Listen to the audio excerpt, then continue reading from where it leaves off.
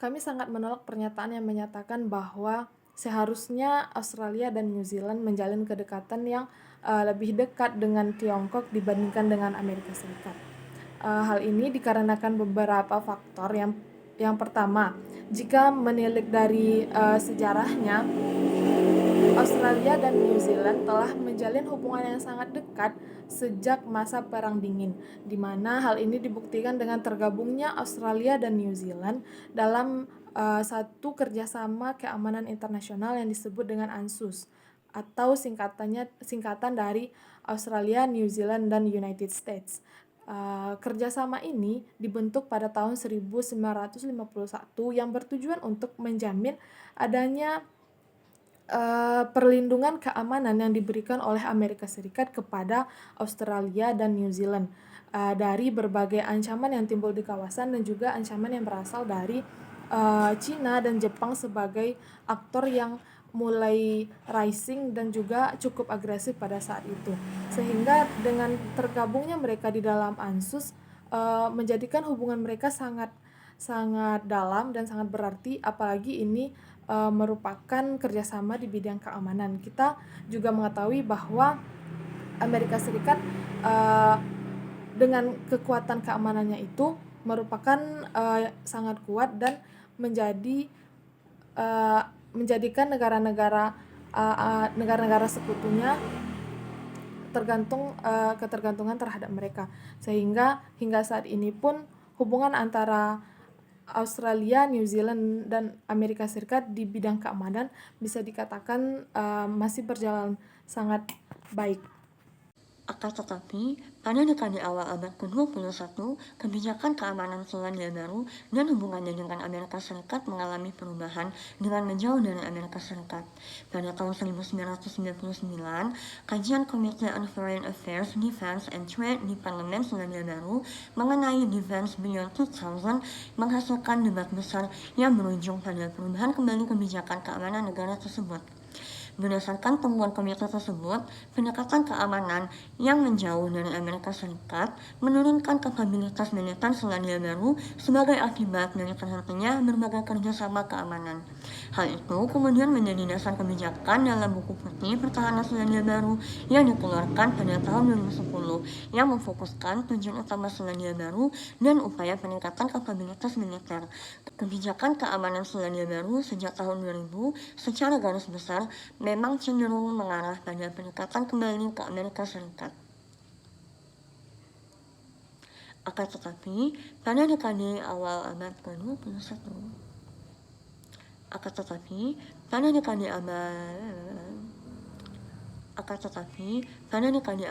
ke-21, kebijakan keamanan Selandia Baru dan hubungannya dengan Amerika Serikat mengalami perubahan dengan menjauh dari Amerika Serikat.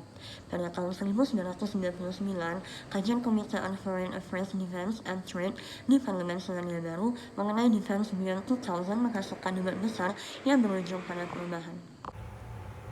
Kami dari tim kontra menyatakan Australia dan Selandia Baru seharusnya menjalin hubungan bilateral yang lebih erat dengan Amerika. Secara sistem politik global, Australia adalah negara barat yang berlokasi di kawasan Asia Pasifik yang memiliki hubungan erat dengan Amerika dan Eropa. Sejak merdeka dari Inggris, Australia aktif menjalin hubungan baik dalam kawasan maupun di luar kawasan Asia Pasifik. Bahkan pada Perang Dunia II, Amerika Serikat mendirikan pangkalan militer di Australia. Tentunya hal ini memberikan pengaruh besar terhadap masyarakat Australia. Selanjutnya, hal ini juga terlihat pada dukungan Australia pada Amerika Serikat untuk memerangi komunisme di Asia. Hal ini juga terlihat ketika Perang Dingin berakhir pada tahun 1980-an, Australia mengubah pendiriannya mengenai perlindungan militer dari Amerika Serikat. Di sisi lain, pengaruh Amerika di Australia juga cukup besar dengan adanya investasi ekonomi di sektor manufaktur dan juga pengaruh budaya populer Amerika. Bahkan akademisi Australia kebanyakan lulusan dari Amerika yang mempengaruhi kurikulum pendidikan di Australia. Terima kasih.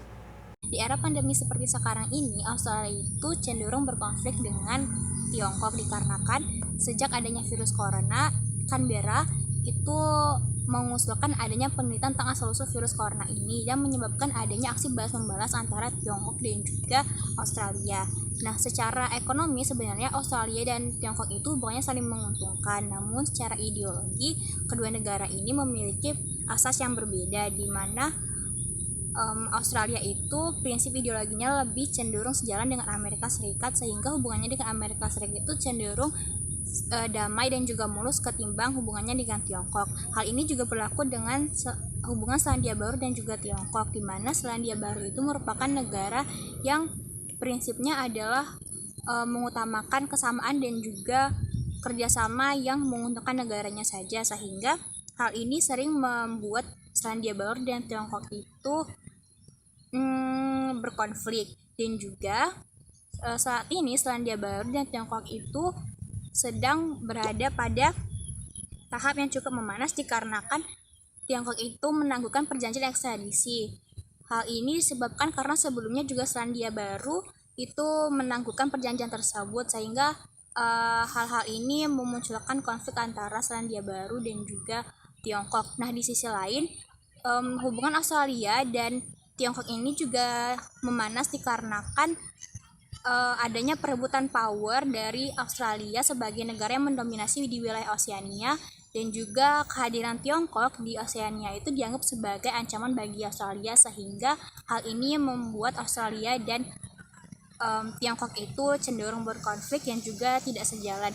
Oleh karena itu Australia dan Selandia Baru itu masih sangat relevan untuk bekerja sama dengan Amerika Serikat dibandingkan dengan Tiongkok. Terakhir, sebagai penutup, hubungan sejarah antara Amerika Serikat dengan Australia dan Selandia Baru sebagai aliansi strategis di kawasan, ditambah hubungan politik antara Australia dan Selandia Baru dengan Cina yang cenderung mengalami sengketa dan kurang stabil, ditambah fakta bahwa Australia telah menunjukkan posisinya yang cenderung kepada Amerika Serikat dengan mengambil bagian dalam The Quadrilateral Security Dialogue yang jelas-jelas berusaha menyaingi usaha One Belt One Road yang diinisiasi oleh Cina. Maka data-data yang telah kami sampaikan memperkuat posisi kami sebagai pihak yang kontra dalam mosi mengenai apakah seharusnya Australia dan Selandia Baru menjalin hubungan bilateral yang lebih kuat kepada Cina dibandingkan Amerika Serikat. Terima kasih.